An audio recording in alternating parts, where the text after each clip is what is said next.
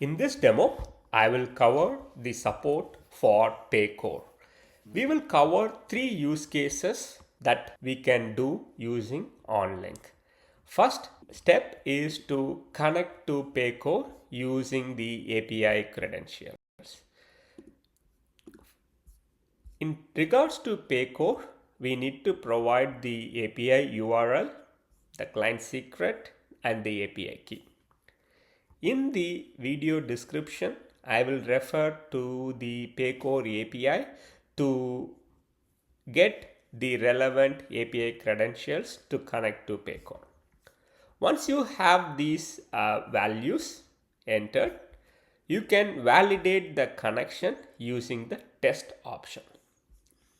This will confirm if we are able to connect to Paycor using the API credentials we have provided.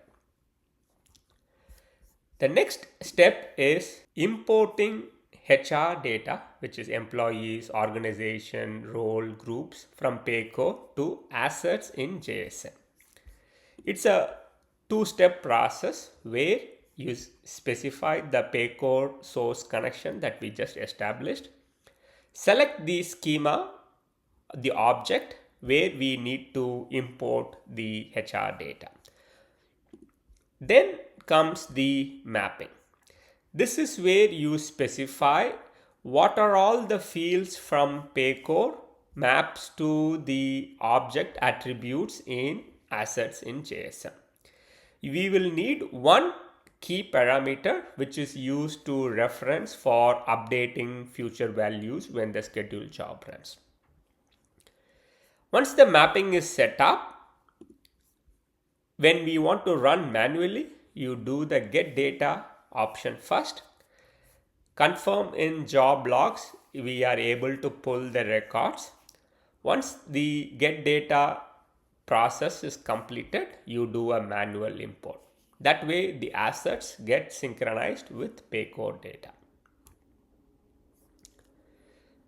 For use cases like when a new hire is created in Paycor or a termination request is put in Paycor, I want to create Jira tickets for IT, rest of the organization to complete the HR workflow like onboarding and termination, we can support webhooks.